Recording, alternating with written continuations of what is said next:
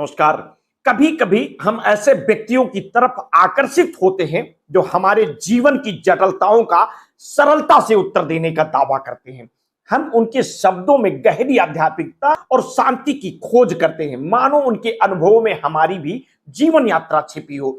लेकिन जब वही व्यक्ति सवालों के घेरे में आ जाता है, तब हमारे दिलों में एक द्वंद्व पैदा होता है। और ये द्वंद्व सिर्फ उस व्यक्ति के प्रति नहीं होता, बल्कि हमारी अपनी आस्था, विश्वास और उन उम्मीदों के प्रति होता है जिन्हें हमने उससे जोड़ रखा है। सदगुरु जग्गी वासुदेव एक ऐसा नाम है जो काफी दिलों में आध्यात्मिक ज्ञान और शांति का प्रतीक रहा है। उनके सिखाए योग और ध्यान के मार्ग ने लाखों लोगों को जीवन में स्थिरता और शांति पाने में मदद की है। परंतु जब वही सदगुरु विवादों में घिरते हैं, तब ये सवाल उठता है कि क्या हमारा विश्वास सही है या फिर हमें चीजों को एक नए नजरिए से देखना चाहिए। इस कहानी में केवल एक आध्यात्मिक गुरु नहीं, बल्कि इस इंसान का चेहरा भी उभरता है जो अपने जीवन के हर पहलू में परफेक्शन की तलाश में है, लेकिन उसकी भी सीमाएं और गलतियां हो सकती हैं।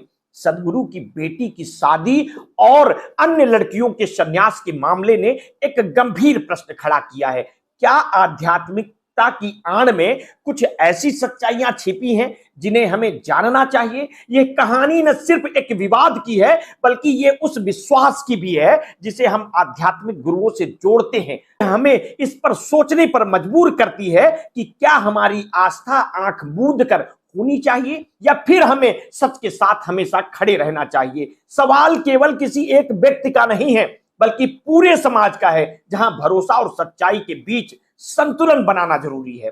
कभी कभी हमें अपने नायकों के बारे में यह समझना पड़ता है कि वे भी इंसान हैं और इंसानियत के तमाम पहलुओं के साथ जुड़े होते हैं। ये कहानी उसी इंसानियत और विश्वास के जटिल धागों को खोलने की कोशिश है। सदगुरु जग्गी वासुदेव की जिंदगी हमेशा विवादों में रही है और अब एक बार फिर से उनके परिवार का मामला सुर्खियों में है। इस बार उन पर अपनी बेटी और अन्य लड़कियों के साथ भेदभाव करने का आरोप लगा है। सवाल उठाया जा रहा है कि सदगुरु ने अपनी बेटी की शादी करके उसे सेटल कर दिया, जबकि दूसरे की बेटियों को सन्यासी बनाकर क्यों रखा है। यह सवाल तब और उभरा जब एक रिटायर्ड प्रोफेसर ने आरोप लगाया कि उनकी बेटियों को ईसा फाउंडेशन के आश्रम में बंधक बनाकर रखा गया।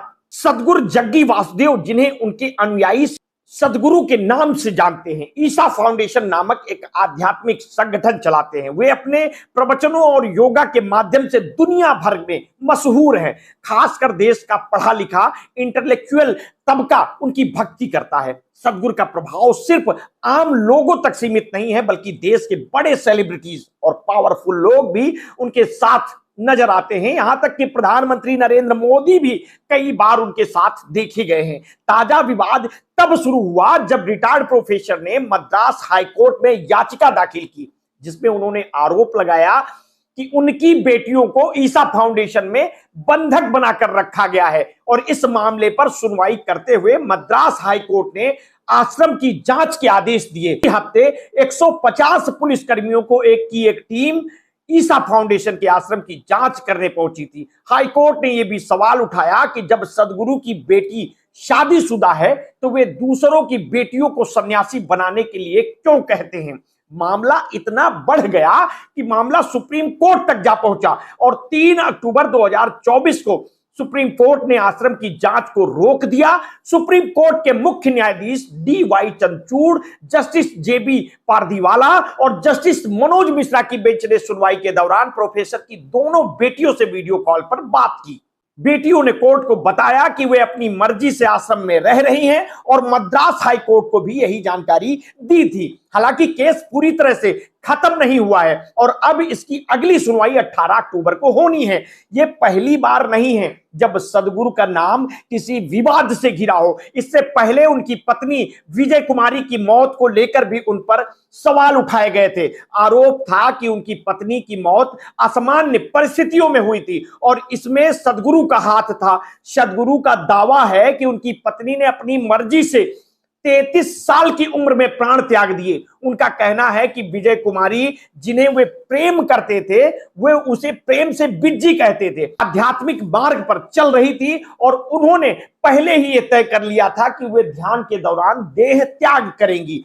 हम जिन सदगुरु की बात कर रहे हैं, उनका जन्म 3 सितंबर 1957 को कर्नाटक के मैसूर में एक तेलुगु परिवार में हुआ था। उनके पिता बीबी वासुदेव मैसूर रेलवे अस्पताल में नेत्र रोग विशेषज्ञ थे और उनकी मां सुशीला वासुदेव एक गृहिणी थी। सदगुरु 5 भाई बहनों में सबसे छोटे थे, जिन्होंने 12वीं के बाद मैसूर विश्वविद्यालय से अंग्रेजी साहित्य में स्नातक किया।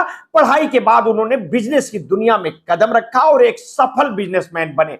उन्होंने पोल्ट्री फार्म, ईंट के काम और कंस्ट्रक्शन का भी व्यापार किया। हालांकि 25 साल की उम्र में उनके जीवन में एक ऐसा अनुभव आया, ऐसा बताया जाता है कि जिसमें उनकी जिंदगी बदल गई। वे एक दिन मैसूर के चामुंडी हिल्स पर गए हुए थे, जहां उन्होंने ध्यान किया और समाधि की अवस्था में चले गए।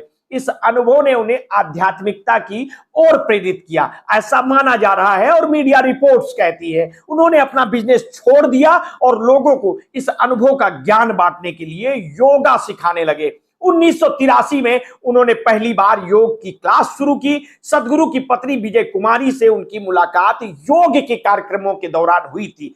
विजय कुमारी एक बैंक में काम करती थी और दोनों के बीच धीरे धीरे प्रेम पनपा। 1984 में महाशिवरात्रि के दिन दोनों ने शादी कर ली। 1990 में उनकी बेटी राधा का जन्म हुआ। हालांकि 1996 में विजय कुमारी ने प्राण त्याग दिए, जिसे लेकर काफी विवाद हुआ। सदगुरु का कहना है कि यह उनकी पत्नी का निर्णय था, लेकिन उनके आलोचकों ने इसे संदेह की नजर से देखा। सदगुरु का नाम राजनीति में भी घसीटा गया।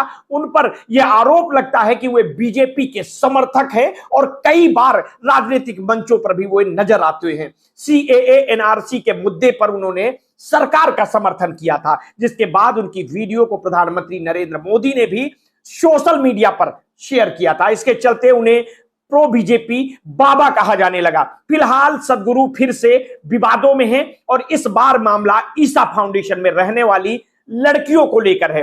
सुप्रीम कोर्ट ने फिलहाल आश्रम की जांच पर रोक लगा दी है, लेकिन मामला पूरी तरह से खत्म नहीं हुआ है। अगली सुनवाई 18 अक्टूबर को होनी है और तब तक यह विवाद जारी रहेगा। देखना यह होगा कि इस बार सदगुरु इस विवाद से कैसे बाहर निकलते हैं और क्या यह मामला उनके प्रतिष्ठित व्यक्तित्व पर कोई असर डालता है या नहीं। इसको लेकर के आप क्या सोचते हैं, हमें अपनी प्रतिक्रिया वीडियो की कमेंट बॉक्स में अवश्य दीजिए। आपने अगर अभी तक हमारे चैनल को सब्सक्राइब नहीं किया है तो तत्काल कर लीजिए, बेल आइकन दबाना बिल्कुल ना भूलिए। अपने स्वास्थ्य के प्रति सचेत रहिए, सजग रहिए, अपना ध्यान रखिए।